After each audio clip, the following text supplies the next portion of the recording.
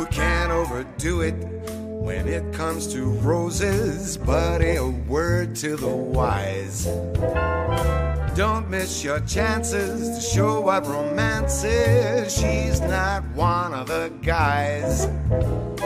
Just when you thought you had her figured out, I suggest you check your facts. To the fairer sex loves the whole ball of wax. Shadows and phases, romantic rages, compared to a girl the moon pales. Love can be tragic, love can be magic, a single kiss tips the scales. Take hold of her hand and she'll melt like a candle. Feel how her pulse reacts. 'Cause to the fairer sex loves the whole ball of wax.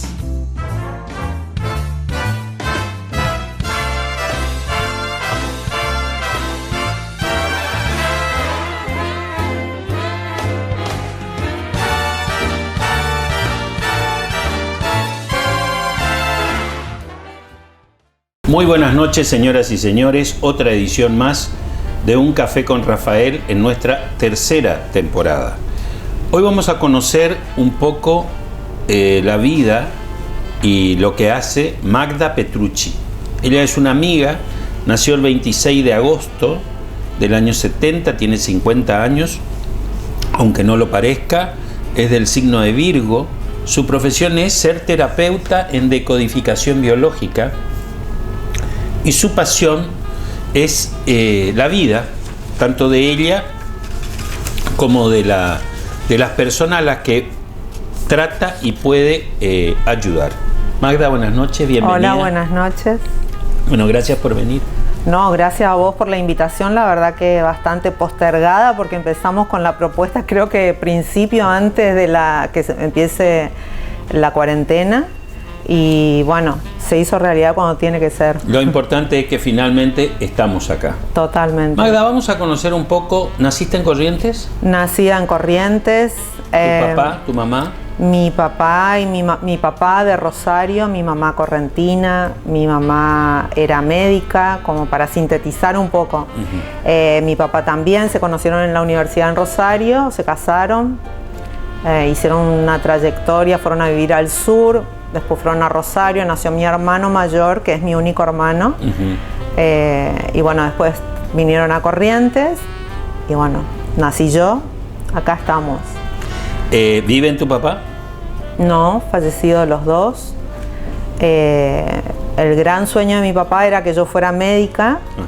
Y cuento esto porque algo que a mí me hizo ruido hace cosa de 2 años. Un día estoy yendo al supermercado y recibo la llamada de una ex compañera de la facultad y me dice: y contame, ¿cómo se te ocurrió llegar a la decodificación? Y entonces le dije: lo que pasa, tuve un problema de salud. ¿Y qué te pasó? Y bueno, le cuento. Y esta chica dejó la carrera y me dice, le digo, pero mi papá siempre quiso que fuera médica, y yo venía yo me fui a vivir y a estudiar a Buenos Aires cuando tenía 17 años y empiezo diseño industrial. Uno de Les Luthier era mi profesor y me dice, elige uno éramos como, no sé, varias carreras, éramos no sé cuántos miles de alumnos, y entre los trabajos que elige como ejemplo para explicar a los otros chicos, elige mi trabajo, y yo estaba inscripta para diseño industrial, nada que ver. Y bueno, en esto él me dice, pregunta de quién es el trabajo, le digo que soy yo, y me dice, bueno, mira, tenés que ir a estudiar publicidad o diseño gráfico, esto no es para vos. Mira. Bueno, yo dije... Pero no te adelante tanto, que quiero hablar un poquito de tu infancia. Naciste en Corrientes. Sí. ¿Cómo fue tu infancia? ¿En qué barrio fue? ¿Te acordás? Sí, la primera etapa fue en el barrio Libertad. Yo vivía Uruguay, de donde vivo ahora, Uruguay, Irigoyen. Yo vivía por Irigoyen, Irigoyen y Uruguay. Sí. Y fue una muy linda infancia porque la compartí con mis primos, que vivían todos en la zona, amigos del barrio, no sé, me acuerdo los carnavales a la siesta. Sí, a jugar con agua. A jugar con agua, qué sé yo, muy lindo, muy, no sé, una infancia hermosa con mis abuelos. En verano me iba a la casa de mis abuelos en Rosario, donde también pasábamos. Con tu hermano tenían una diferencia de edad importante, digamos. Claro, hoy no hay prácticamente diferencia, No. Casi 7 años, 6 años y medio, no hay mucha diferencia, pero en ese momento por supuesto que sí, eran 2 etapas totalmente diferentes y lógicamente que estábamos en cosas diferentes. Sí, pues, por supuesto. Parte varón, nena, era como muy distinto. ¿Dónde hiciste la primaria? La primaria hice una parte en la escuela Belgrano, después me cambié a la normal y ahí terminé mi secundario. Ahí te recibiste. Ahí me recibí, fui presidenta del centro de estudiantes de la escuela normal. Ya eras tipo militante ya. Sí, bueno, sí, tomalo como quieras, pero sí era, yo quise imponer algo porque a mí me tocó el secundario cuando asume Alfonsín, yo empiezo mi primer año del secundario y me entero de que todas las escuelas públicas podían ir vestidos como quisieran, entonces yo paso la información a toda la escuela y le digo que vayan vestidas. Nosotros teníamos un uniforme, sí, pues, el uniforme impecable, el delantal blanco con las cerrado hasta acá, las tablitas, sí. Y las medias azules, pleno calor de 40 grados de verano y los mocasines y las colitas y bueno, vinieron todas vestidas de jean, de remera, la directora casi colapsa y me intimó en la dirección. Por supuesto, yo me hice cargo, me puso un espejo antiguo, me acuerdo que me puso delante mío y me dijo, fíjate, mírate. Y yo me miré y le pregunté, sí, ¿qué es lo que pasa? Y me dice, ¿este es el ejemplo que vos querés para tus compañeras? Y le dije, sí, me parece un buen ejemplo de que tengamos la libertad de hacer lo que hacen hoy todos los chicos de nuestra edad. Para este entonces yo tenía 16 años, 15 o 16, 15. Y me dijo, mira, si vos realmente querés hacer un cambio, tenés que hacerte cargo y armar una lista estudiantil. Y bueno, ahí empecé a hablar con tu compañera. Con mis compañeras y bueno, se armó la primera lista, después hubieron otras y tuvimos casi, te puedo decir que por unanimidad de votos ganamos las elecciones adolescentes y bueno, fue la primera vez que se hizo para ese momento y para lo que significaba chicas de 16, 17 años, la recepción, el baile de recepción se hizo en la escuela, que después pasaron a hacerse y antes también en salones de fiesta, claro, en diferentes lugares. Yo me acuerdo ese año. ¿Ah, sí? Me acuerdo del año que se hizo, que estaban todas las mesas en los pasillos, sí, y se bailaba en el patio de Central y todo eso. Sí, me acuerdo que yo hablé con el conjunto Laurel para que vinieran a tocar, para recaudar fondos, para poder contratar después un disc jockey, para poder hacer lo que se pudiera hacer. Y fue una cosa muy emocionante, fue genial. Como entre otras cosas que, no sé, me acuerdo que en ese momento súper osada, porque no sé si, aunque yo creo que, no sé, colegas y amigos me dicen de que siempre yo me animo, digamos, y me acuerdo que le mandé una carta a Alfonsín y me acuerdo que del Ministerio de Educación de la Nación me contestaron, en ese momento, estoy hablando año 86, sí. Porque yo quería saber si estábamos realmente reclamando algo que era justo. Claro. Y la palabra justo es algo que a mí me quedó toda la vida. Y hoy, una consultante que yo tengo de Comodoro Rivadavia, nos comunicamos, ella se conecta conmigo por un tema de infertilidad, ya había hecho todos los tratamientos. Uh-huh. Entonces ella me conecta a través del Facebook y me dice, mira, yo hice todos los tratamientos, no tengo nada, mi marido tampoco y queremos tener un bebé, estamos buscando hace 10 años, tiene cerca de 40 años. Uh-huh. Y en todo su relato, cuando vamos hacia la infancia y me habla todo el día de su marido, que siempre aplica el término justo. Y a mí me resonaba mucho. Y me resonaba por esto, porque yo de mi papá toda la vida escuché la justicia, lo justo, hablar y actuar en la medida, por ahí medio extremo, pero en la medida justa, ser justos con los demás. Bueno, es que hay un dicho que dice que en la vida hay dos cosas que son muy difíciles, que son importantes, pero son difíciles: ser justo y ser coherente. Porque, viste, cuesta ser justo y cuesta ser coherente, porque uno tiene que hacer lo que dice. ¿Entendés? Entonces, si yo digo tal cosa, tengo que con mi vida hacer eso. Si no, hay muchos que hablan de pico, ¿viste? Dicen tal cosa, tal otra, pero dicen nomás, después no hacen. Claro, y la coherencia te lleva al ser justo. Sí. Porque esto que yo hablé con vos en otro momento, en tu casa, y que es parte de lo que te lleva a entender por qué te enfermas, por ejemplo. Si vos sos una persona que está en incoherencia, y en incoherencia estamos cuando pensamos una cosa y hacemos otra. Por supuesto. Cuando decimos y sentimos en forma diferente. Entonces, cuando todo se alinea en coherencia, lo más probable es que vos estés más inmune, es más probable que puedas razonar una creencia o un pensamiento desde un lugar coherente y evitar situaciones estresantes, por ejemplo. Decir, no, hasta acá, eso es ser justo.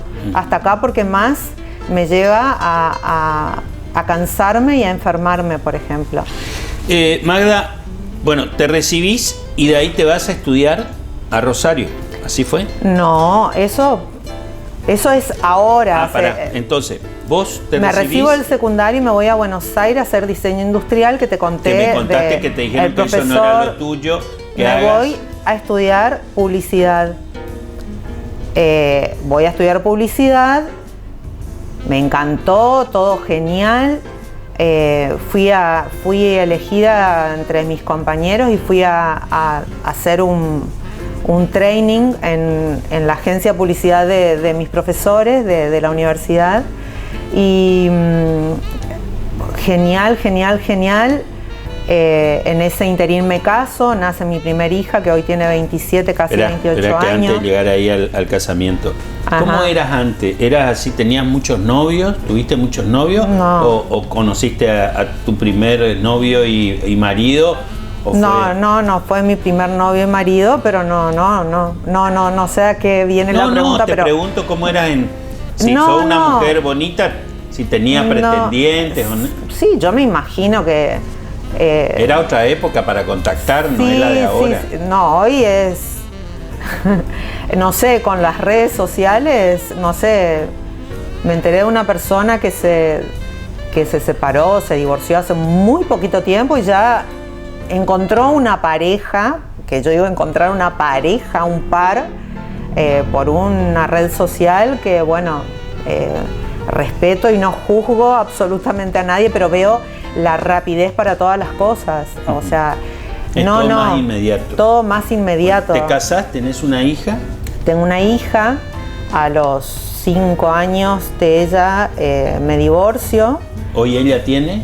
27. 27. ¿Está casada? Está casada, tiene un hijo que tiene 8 años. Así que soy abuela. Y bueno, me vengo a Corrientes. Cuando yo me divorcio, mi papá siempre insistiendo de que volviera a Corrientes, y siempre con la ilusión, porque yo venía, antes de casarme, venía a Corrientes en el verano. Y me iba con mi papá a la Facultad de Medicina, y él estaba en la cátedra de anatomía, y él tenía la ilusión de que yo siempre, él nunca perdió la ilusión de que te engancharas, de que yo me enganchara. Así que me sentaba al lado de él y yo tenía que escuchar el examen, incluso como él me hacía estudiar para el colegio, de los libros de anatomía y fisiología. Bueno, entonces en embriología yo estudiaba con él, entonces él me decía, ¿y qué opinás? Y en un examen de la universidad y bueno, así que lo acompañé varios veranos, hasta que un día le dije, papá, no, yo no quiero esto. No quiero, no lo voy a hacer.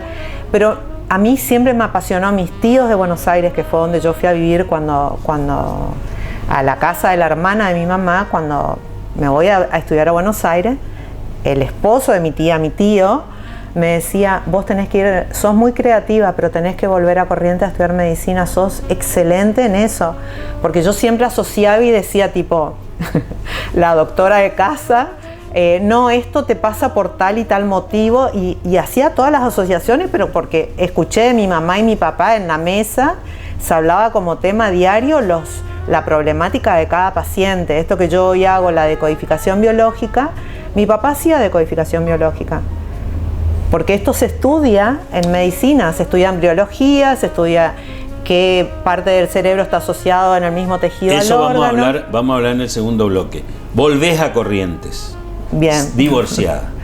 Sí.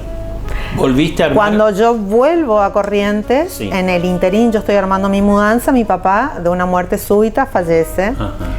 Así que yo me vi bastante desestabilizada porque para mí era mi mayor referente. Claro. Mi mamá también, pero mi papá por sobre todo, sí, era mi amigo, mi confidente, los dos en distintos ámbitos, y fue como que yo, para defenderme como autoprotección, decidí no asumir la muerte de él, y eso me trajo consecuencias.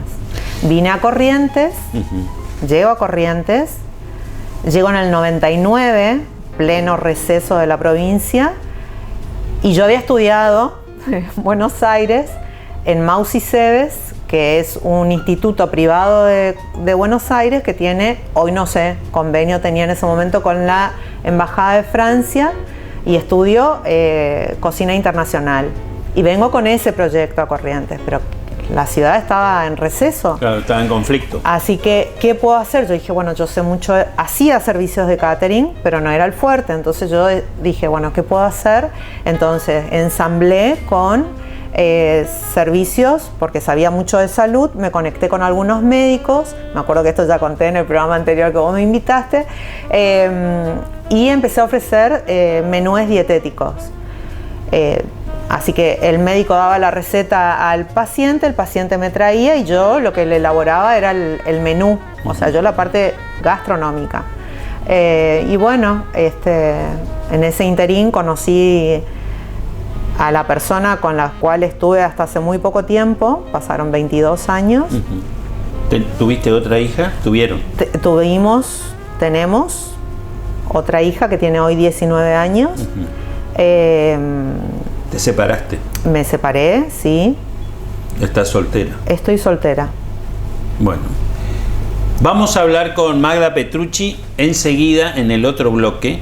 Vamos a hablar un poco de la profesión de ella, de terapeuta de decodificación biológica. Vamos a conocer qué es, para que usted también aprenda y que por ahí vea si no está necesitando de esto que ella... que es su profesión y que lo lleva adelante con mucha capacidad. Vamos a los comerciales y ya volvemos. Atención, odontólogos y estudiantes de odontología. Laboratorio Dental Mía. 20 años de experiencia en prótesis dentales. Prótesis removible, de acrílico, flexibles y de cromo cobalto. Agregados dentales y reparaciones en el acto. Placas de bruxismo. Coronas de porcelana sobre metal y puras, carillas de disilicato, trabajos sobre implantes y trabajos con garantía. Estamos en el centro de la ciudad y contamos con retiro y envío sin cargo. Envíos al interior. Laboratorio Dental Mía. Búscanos en Instagram, Laboratorio Mía. O al celular 3794-636397. Segunda parte de este programa con Magda Petrucci. Vamos a conocer un poco qué es la decodificación biológica. Magda, si nos podés explicar, por favor. Sí, voy a tratar de ser lo más simple porque sí, me critican mucho esto de cómo hablo muy técnico y para que sea entendido por todo el público. Sí. La decodificación biológica la descubre, porque esto ya existía dentro de la medicina, como te decía, mi papá aplicaba la decodificación biológica. Ahora voy a explicar de qué se trata y se van a dar cuenta cuando hablo de esto. La descubre un médico alemán, Hammer, que su hijo recibe un disparo en un yate, un disparo de una bala perdida, y queda internado una cantidad de tiempo en coma. El padre sufre pero no gestiona su duelo. Su esposa muere por la tremenda pérdida del hijo, no por nada, muere de un cáncer de ovario. Y él, después de un tiempo, porque después el hijo fallece, genera un cáncer de testículo. Médico, oncólogo además, y se iba a las consultas con un colega de él, y en la sala de espera, un día hablando con la gente que estaba esperando para que lo atienda el médico, empieza a preguntar qué les había pasado antes emocionalmente, y él empieza a contar de que él perdió a su hijo. Y todos le empiezan a decir: yo perdí a mi hijo, yo perdí a mi sobrino, yo perdí a un muchacho en mi trabajo que era para mí como un hijo. Y entonces él empieza esto le hace ruido y empieza a investigar, y se unen a él varios médicos en Alemania. Y empieza a plantear, obviamente hasta armó un hospital de recuperación de enfermos, porque él los estudios en principio los hace con enfermos de cáncer, donde él descubre que en el caso del cáncer de testículo, ¿por qué cáncer de testículo y pérdida de hijo?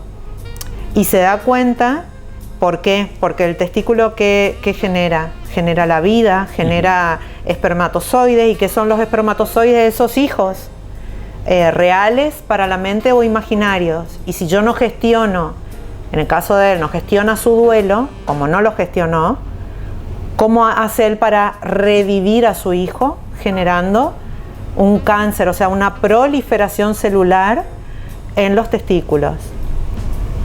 Esto trajo tanta polémica que se empezaron a hacer estudios, y estos médicos que se unieron hacen estudios y gente que quería realmente recuperarse, deciden irse hacia esta inclinación dentro de la medicina, y mucha gente empieza, cuando encuentra qué detonó esa enfermedad, qué sentir emotivo desencadena ese estrés tan grande, que esto es la decodificación biológica, y termina en una enfermedad, y pueden solucionar y hacer consciente qué originó la enfermedad, se empieza, en el caso del cáncer, o a remisar, o sea, se queda ahí, o en el caso de otro tipo de enfermedades, desaparecen los síntomas o desaparece la enfermedad. No es así de simple como yo lo cuento para que se entienda de qué se trata. Claro, tendría que explicar las 5 leyes de Hammer, en qué están basadas, pero es muy técnico y no creo que al público, a los médicos les va a interesar, que no conocen, pero al público en general no. El público en general quiere saber cómo se da la solución ante su problema que quieren solucionar, tanto de salud o, como hoy se está descubriendo más a fondo, síntomas. ¿Y qué síntomas? No es solo un dolor de cabeza, o que estoy irritado, o que estoy bajoneado, o que estoy con miedo. No, síntomas también es algo que no estoy pudiendo resolver en mi vida emocional, y que va seguramente, si no resuelvo, a generar una frustración y va a terminar en una enfermedad, porque mi cuerpo necesita darle un lugar a ese síntoma. Todas las enfermedades o síntomas tienen su decodificación biológica, digamos. Todas las enfermedades, absolutamente todas. Hay varias cuestiones importantísimas. Que la persona crea que hay una solución satisfactoria para esto. Porque yo puedo venir y contarte a vos, por ejemplo, sí, que te operaron, decirte: mirá, Rafael, hay una solución a esto. Y vos me decís: no, mira, yo te voy a contar, te voy a dar recursos, vos no, porque no querés. Entonces es totalmente respetable, te cerrás, no te vas a predisponer a encontrar esa solución. Y algo que yo siempre hago hincapié, que por ahí llaman y dicen: escuchá, quiero que me decodifiques tal cuestión. ¿Fuiste al médico? ¿Qué diagnóstico te dio el médico? ¿Qué tratamiento te dio el médico? Porque la decodificación necesita del tratamiento, si es necesario el tratamiento médico, para poder abordar que la persona descubra el origen que detonó esta enfermedad. Entonces, el tratamiento nos da tiempo. A veces hay que ir a una cirugía, a veces hay que ir a una cirugía, porque si lo que está obstruyendo la función del órgano va a demandar una cirugía para que no se obstruyan arterias, venas y el órgano en su función. Entonces, después de la cirugía, para que esto no vuelva a reactivarse, se va a la decodificación, se conoce el origen que detonó esto. En general, todo sucede en los primeros 10 años desde la gestación. Hay muchos que dicen, el otro día escuché a una chica que le pedía información a la mamá hasta los 3 años. Yo me atrevo a decir que hasta los 9, 10 años, que hay chicos que terminan de desarrollar, estamos creciendo todo el tiempo, pero un montón de patrones de conductas emocionales, patrones de conducta o emocionales hasta los 9 o 10 años. Entonces me atrevo a decir que hasta esa edad uno puede recabar información y ver cómo vuelve por ejemplo, una persona de 25 o 30 años, que ahora voy a dar el caso de una que puntualmente me llamó ayer y me llamó mucho la atención por todo lo que se está viviendo hoy. Que se activa nuevamente en la adultez. Todo sucede entre la gestación, entre papá y mamá, bebé y sus primeros 10 años. A veces queda dormido, que en general a todos nos pasa, y después algo sucede en la adultez que nos estresa, que uno dice, ¿qué pensé? Que yo, por ejemplo, que hago autoindagación, ¿qué pensé? ¿Qué creí? ¿Y a dónde me llevó? ¿Por qué estoy con este síntoma? ¿En la panza o en la cabeza? ¿O estoy con una llaga? ¿O qué pasó? Y me voy y busco y me encuentro el activador en mi infancia, ¿no? Ayer yo recibo a la tarde una llamada de una mamá de una hija de 22 años y me dice, escuchá, yo estoy desesperada porque mi hija perdió el olfato. Perdió el olfato, le digo, ¿cuántos años tiene? 22. Le digo, ¿me podés pasar que yo hable con ella? Claro. Si ella quiere hablar, porque por videollamada estábamos hablando. Y me dice, no, contame. No, le digo, si ella lo va a tratar, quiero hablar con ella, quiero dialogar con ella. Me pasa el teléfono, le pregunto le hago unas preguntas, recabo algunos datos y lloraba la chica. Estaba absorbiendo más el miedo de la madre y del entorno que lo que realmente sucedía. Y le digo, ¿qué pasó? Y me dice, hace unos días perdí el olfato. ¿Y fuiste al médico? Sí, fui al médico. ¿Y qué te dijo el médico? Y bueno, lo primero, por lo que se está viviendo, me mandó a hacer un hisopado. ¿Y qué dio el hisopado? Me dio negativo. Entonces, contame, ¿qué situación pasó hace poco en tu vida que a vos no te gustó? Pero yo, para que ella se explaye, no claro, hacer una idea tendenciosa. Entonces ella se pone a pensar y me dice, bueno, hace unos meses mi mamá y mi papá se pelearon. ¿Pero qué pasó? ¿Por qué te afectó tanto? Y me dice, porque veníamos re bien, me dice. Cuando yo era chiquita, mi papá y mi mamá se divorcian. Y yo me quedo sin olfato. Entonces le digo, o sea, ¿ya tuviste un episodio donde quedaste sin olfato? Sí. Me dice, sí, yo tenía más o menos 7, 8 años. Estoy contando así, en forma rápida. Y ahora no se ponían de acuerdo con esto de dónde iban a estar mis hermanos más chicos y qué sé yo, y se pelearon. ¿Y qué te pasó a vos? Y no me gustó. ¿Y qué es lo que no te gustó? Y no me olía bien. O sea, ella lo manifestó. Entonces le dije, bueno, vamos a hacer unos ejercicios vas a escribir tal cosa. Bueno, empezamos con los ejercicios y ella sola sacó la conclusión, porque le hice leer, saca la conclusión. Yo estoy contando súper resumido todo esto, ¿no? Sí. Porque esto después se trata en varias consultas, ¿no? Es que hay veces que hay cuestiones que son una consulta y hay otras que llevan, depende también la persona cuánto tiempo, claro. Y hay personas que llegan hasta un punto, o sea, te dicen no, escucha hasta acá, porque sienten que pierden como la la seguridad, porque hasta acá viví siempre así, entonces para preservarme puedo llegar hasta acá, puedo indagar hasta acá, entonces para preservarme hasta acá puedo, entonces hay que dejar a la persona, porque si no podemos detonar otra enfermedad. Entonces hay que saber esto de ser muy consciente y muy cauteloso al momento de tratar con una persona. ¿Qué importancia tienen los pensamientos, las creencias? Los pensamientos. A ver,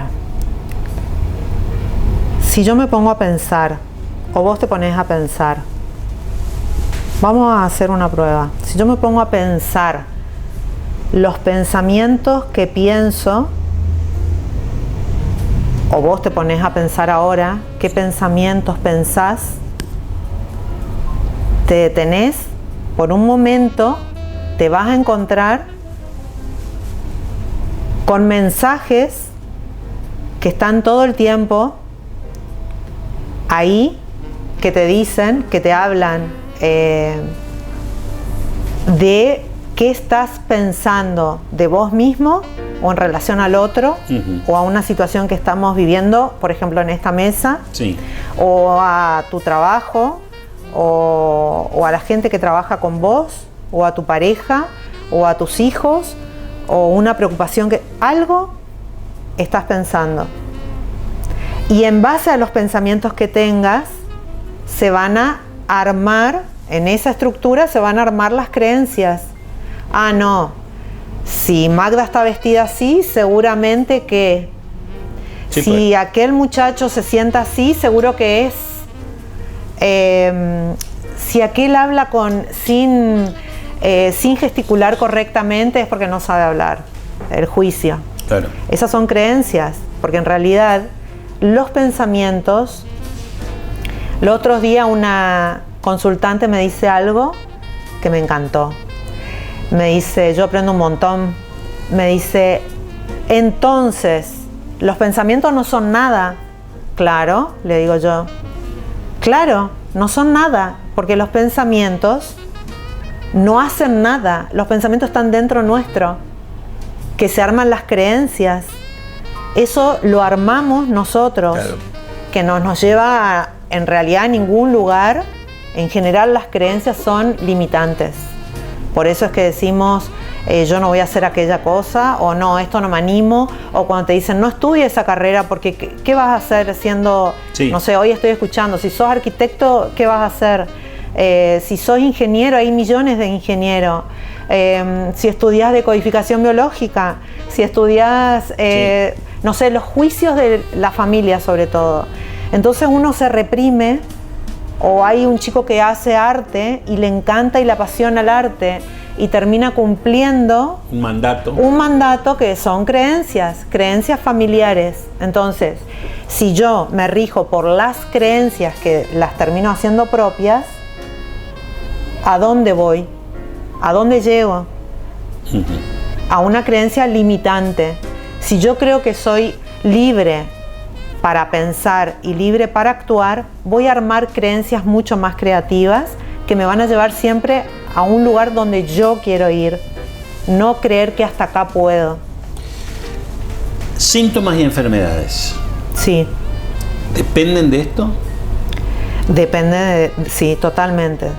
Depende de esto. Por ejemplo, una amiga en un momento me había dicho, por una enfermedad que tuvo una persona así allegada a mí, no, eso de acuerdo a la biodecodificación biológica es porque tuvo una gran angustia porque se manifiesta en tal órgano. Eso vos, digamos, cuando vos tenés el contacto con la persona y hablas, ¿podés determinar eso? O sea, Claro, es como te decía antes, esta persona que tuvo la gran angustia, entre comillas, porque no sabemos, ¿cómo? Del hijo, que había, del doctor que vos me dijiste antes, ¿o no? No, de la persona que me estás haciendo mención vos, Ajá. El ejemplo que vos me estás dando, que tuvo una enfermedad a raíz de una angustia. Sí. Todo, hasta una llaga en la boca que se da muy común en los niños, sí. que es muy típico eso, porque vos prestá atención en los chicos, uy, ya se va a engripar, uy, porque le bajaron las defensas, vos prestá atención, que vos le decís no a un chico varias veces, un niño chiquito, o le sacás el celular, o le sacás el instrumento que toca, o no le dejas ir a fútbol, rugby, lo que sea, y el chico en el enojo, al no poder manifestar, porque hay una creencia de que o papá se va a enojar, o lo van a castigar, o algo feo va a pasar, ¿qué hace? Una llaga. ¿Por qué la llaga en la boca? Porque no lo puede decir, no puede manifestar lo que está sintiendo. Entonces, ¿qué es? ¿Y por qué otros chicos no hacen llaga ante la misma situación? Por sus creencias. Entonces, todo síntoma y toda enfermedad tiene un sentir emotivo que detona un estrés, porque no todos interpretamos un choque acá en la esquina como un estrés. Capaz yo salgo a la esquina, veo un choque y me estreso.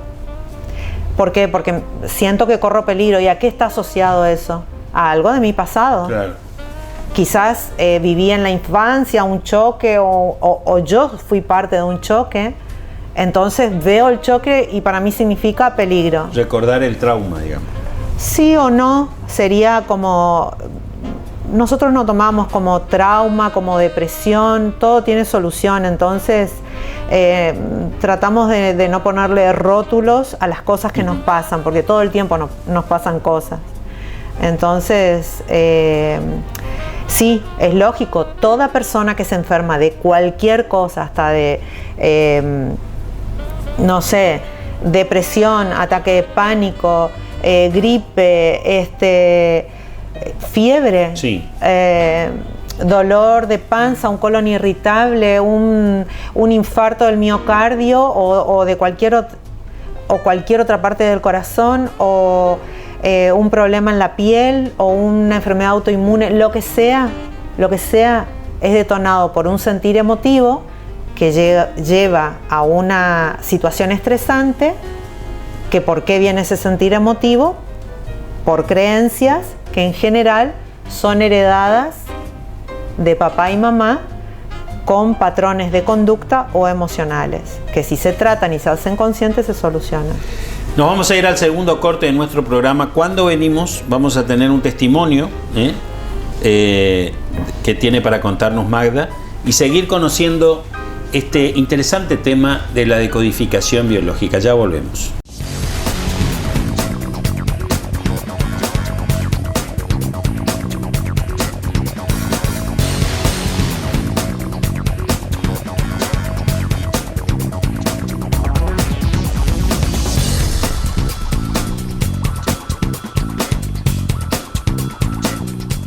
Tercer bloque de este programa con mi amiga Magda Petrucci.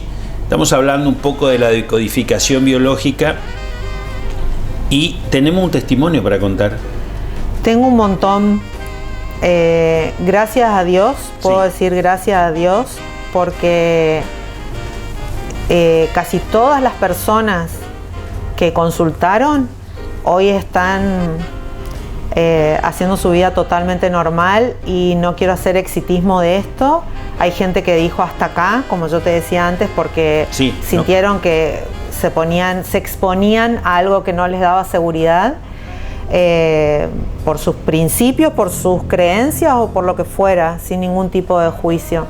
Y yo esos casos prefiero que así quede, porque como te decía antes, también uno tiene que preservar y tratar, si esa persona puede vivir así, capaz no es su momento, o probablemente no pueda abordarlo y detonemos otra cuestión. ¿Sí? Estoy pensando a ver cuál de todos podría ser. Bueno, lo que últimamente estoy atendiendo bastante es...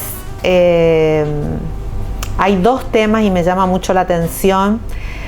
Es el sobrepeso, la delgadez, o sea, los dos extremos. Y hay varios temas, no sé, ¿me podrías decir vos cuál elegimos? No, eso podemos conversar. Bueno, dale. Son bastante comunes en la Bastantes gente. comunes. Bueno, el tejido adiposo, que sería la grasa en el cuerpo, la tenemos todos, más o menos. ¿Qué función cumplen? La función de proteger los órganos. Sí. Entonces,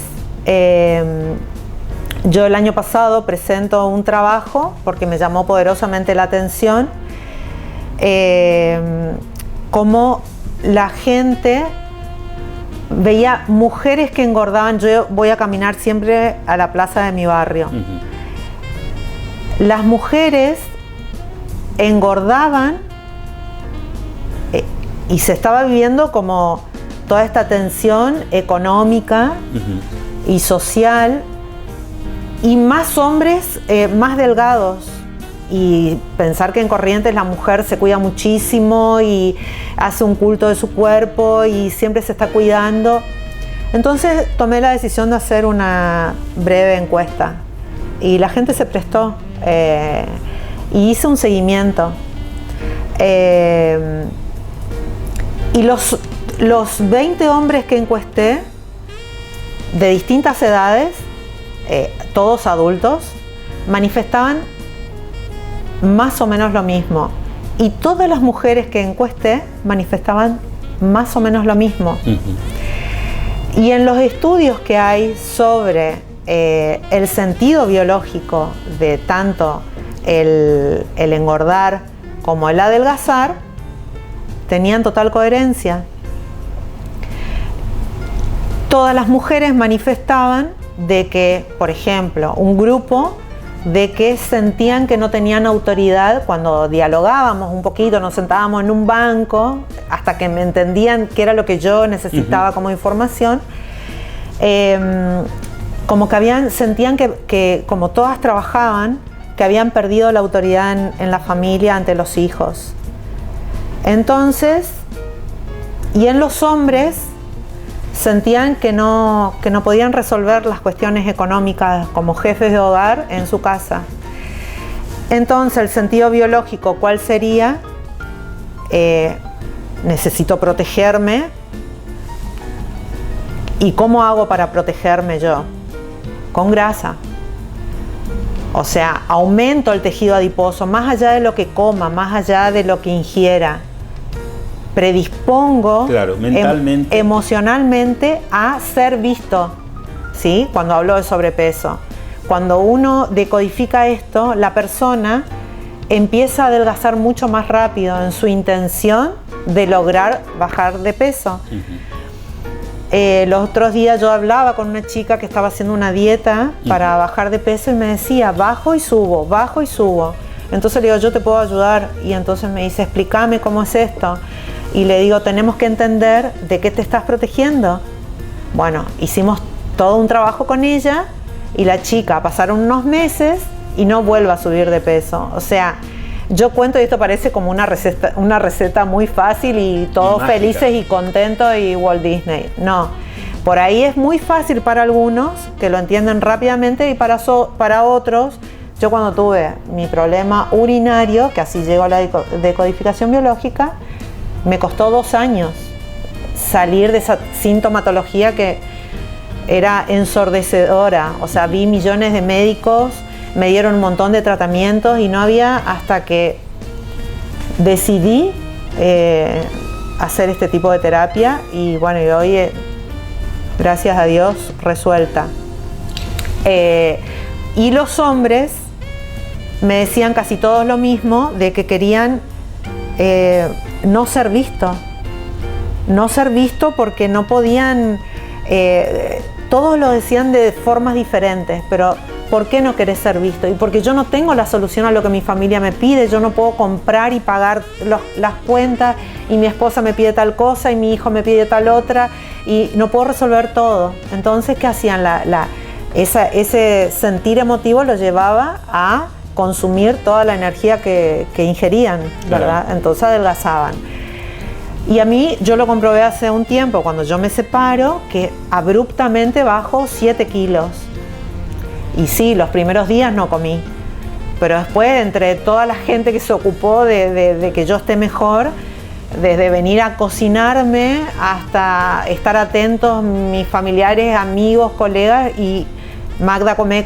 Yo comía y no, porque claro, yo en principio... Te negás. Me negaba a estar presente. Claro. O sea, y lo digo en mí para que se vea que yo también, a mí también me pasan cosas. La pareja como síntoma. Sí, bueno, viste que yo estuve haciendo varios videos relacionados al tema. Que están en tu canal de YouTube, que después le vamos a decir a la gente cómo te contacta, los canales de YouTube y tu Instagram y todo eso. Bien. Y sí, la pareja para mí no es solamente la pareja entre un hombre y una mujer, sino las parejas en las relaciones de trabajo, en las relaciones entre amigos, en las relaciones entre hermanos. Pareja, siempre las relaciones son de dos. Los otros días un muchacho me dice, pero nosotros somos un grupo inseparable desde el jardín de infantes y tienen 40 años. Y sí, pero todas las relaciones son de a dos. Analízalo, le decía yo, porque justamente él venía a hablarme de este síntoma.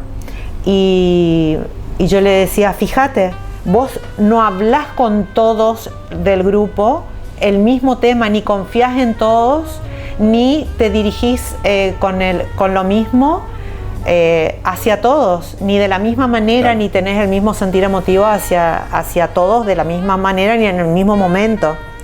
Puede haber un común denominador, pero no es lo mismo. Acá podemos estar 5, pero yo me voy a relacionar con vos de una manera, con el otro de otra.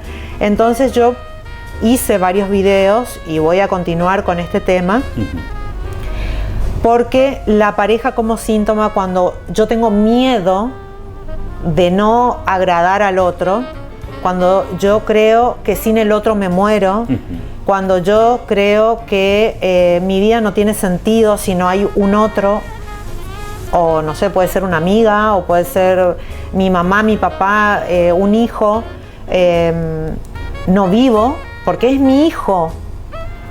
Y si vos exististe antes que tu hijo, y tu hijo, ¿cuántos años tuviste vos hasta que tuviste tu primer hijo? Y tu hijo no existía.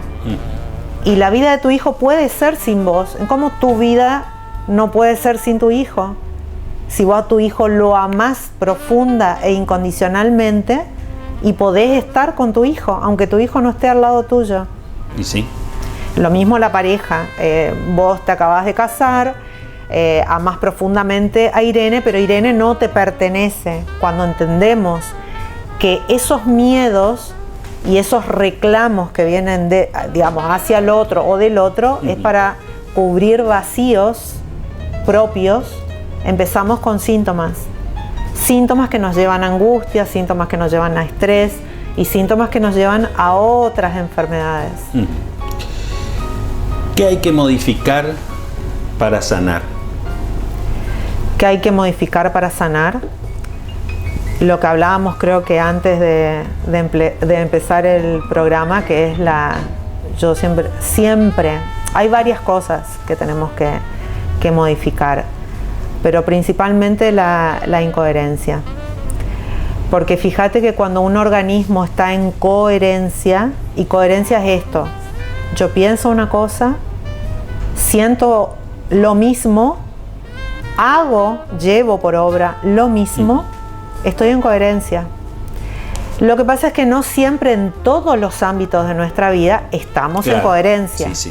Podemos estar en coherencia en la pareja, pero podemos no estar en coherencia en nuestro trabajo. O al revés. O en cualquier ámbito. O con nuestros hijos podemos estar en incoherencia, o con nosotros mismos principalmente. Y acá es donde yo prefiero ahondar un poquito más la coherencia con uno. Cuando vos te encontrás en soledad, podés reconocer todas tus carencias y podés empezar a llenarte de ese amor tan incondicional, que yo hice este último ejercicio en Facebook, que uno puede ese mismo amor que tan fácil sale para los demás, hacerlo con uno mismo. Cuando yo lo hago conmigo misma, el fruto seguro que es la coherencia. Uh-huh. Y si estoy en coherencia, estoy con el sistema inmune más alto. Claro, sin duda. Después está el otro motivo que se trata al momento de llegar a sanar, es el desamor. Y acá volvemos a lo mismo. Uh-huh. Si yo no me amo, ¿y qué es no amarme? Es no tener compasión conmigo, es no tratarme con dulzura a mí misma, es no darme mi tiempo, es no escuchar qué quiero. Porque yo me imagino vos, todos los compromisos. Che, vos le decís, María Irene, mirá, hoy estoy re cansado, no quiero salir. Y tenés invitación de acá, de allá, y te dicen, Rafael, vení porque estamos con un asado. Y vos decís, y tengo que cumplir con él. Pero estás fundido, estás re cansado. Bueno, te bañás, te cambiás, se preparan, se van. Eso es desamor. Porque el yo quiero es me quiero quedar, estoy cansado. Pero como quiero ir a cumplir, me voy. Y al otro día vos empezás a sentirte como con una febrícula o dolor de cabeza. Y para eso sí hay una pastillita. O una contractura. Claro. Pero en realidad no te estás ocupando de vos si vos querías descansar. ¿Te arrepentís de algo en tu vida, Magda? Y bueno, en realidad hay cosas que si tuviera que volver a nacer, las haría distinto. Creo que muchos pensamos esto. Cosas que no dependieron de mí en mi niñez, sí. Uh-huh. No de mi familia volvería a elegir la misma. Pero cosas que viví fuera de mi familia, que fueron tremenda para el resto de mi vida, sí, uh-huh. Obviamente que la volvería a... ¿De eso te arrepentís? De eso cambiaría si tuviera la posibilidad. El resto no, porque, qué sé yo, el otro día me decían, en un grupo de terapeutas me decían, ¿y 22 años necesitaste para darte cuenta de esto en esta relación? Y fue un aprendizaje. Yo estoy hablando solamente de lo emocional. Fue un aprendizaje. ¿Y por qué? Porque vengo a descubrir que yo no hice el duelo de mi papá. Mi gran amor, como todas las mujeres y los hombres pasa con su mamá, el padre era mi papá. Y bueno, no hacer el duelo, fíjate que inmediatamente conozco a esta persona y yo tenía la expectativa, la creencia que esta persona iba a ocupar ese lugar y nada que ver. El rol, claro. No, nada que, pero muy lejos, todo lo contrario. Y obviamente que viene la frustración permanente hasta que llega a un punto extremo, límite, y ahí donde vos decís, y de ahí sale uno y se vuelve a rearmar, sí. Si tuvieras la oportunidad que yo te doy acá en este programa de volver a 3 lugares, como mínimo, al pasado, uh-huh. ¿Qué momento elegirías para volver, digamos? ¿Qué momentos? Y 2 serían de mi infancia, con mis abuelos, uh-huh. y el otro con mi papá. Otro con tu papá. Sí. Vamos a decirle a la gente cómo contactarse con Magda y de esta manera la gente pueda solicitarle un turno si es que quieren conversar en una entrevista personal y en una consulta que ella atiende personalmente, o si usted no está acá lo puede hacer por videollamada. Sí. ¿Tu Instagram? Yo me manejo más con Facebook. Tengo Instagram que es Magda Petrucci. Sí. Magda es M-A-G-D-A. Magda Petrucci con doble C. Doble C. Petrucci doble C, sí. Ese es tu Facebook. Ese es mi Facebook y el mismo es el Instagram. El mismo es el Instagram, perfecto. ¿Y tu teléfono, que la gente pueda comunicarse contigo? 3794 Sí. 399191. Correcto. 3794-399191. No es difícil, es Súper fácil. fácil. Toda, normalmente, ¿en qué horarios das los turnos para atender a la gente? Y mira, en este último tiempo hay gente que me estuvo llamando. Voy acomodando la agenda. En este momento estoy dando turnos para el mes de enero. Y sí, a partir de enero no voy a hacer lo que hice hasta ahora, pero estuve atendiendo sábados y domingos por la inmediatez o la urgencia de la gente. Pero bueno, va a ser de lunes a viernes y estoy dando turnos ahora porque me voy a tomar unos días de descanso que van a ser a partir del 20 de enero. A partir del 20 de enero comenzás de nuevo con los turnos. Claro, si quieren turno me pueden pedir, donde yo esté voy a responder. Aparte respondo mensajes de Messenger, de Facebook, de Instagram, por teléfono, audios. Por ahí no atender telefónicamente porque Claro. si no me termino quedando sin voz. No, pues por supuesto. Hablo todo el día. Bueno, a toda la gente, esta charla con Magda es para que exploren todas las alternativas para curarse. No se cierre a nada. Cuando uno está atravesando una enfermedad, y a veces una enfermedad terminal, a veces una enfermedad complicada en su tratamiento, o con síntomas que son preocupantes, consulte a su médico. Por supuesto, consulte a su médico. Pero tampoco deje de lado conversar con una persona que está preparada para tal vez decodificar su situación biológica y tratar de encontrar la causa y por qué no el remedio. Y por qué no el remedio. Yo te quiero agradecer mucho. Gracias. Gracias, Magda, Gracias, Rafa. por Gracias. venir a tomar un café conmigo.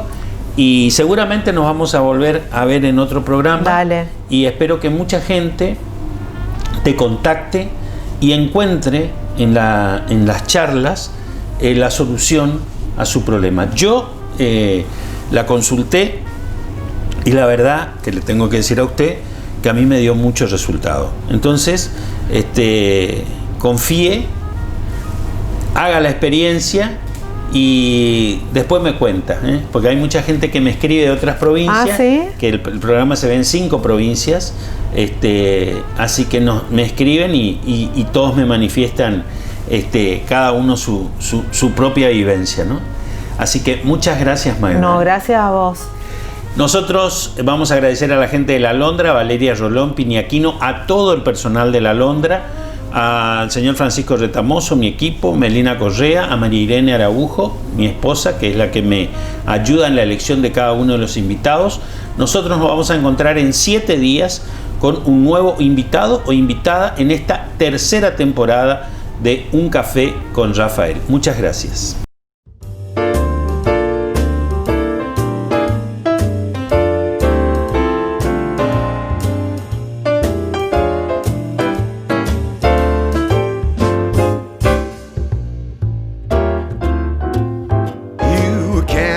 Do it when it comes to roses, buddy, a word to the wise. Don't miss your chances to show what romance is. She's not one of the guys. Just when you thought you had her figured out, I suggest you check your facts to the fairer sex.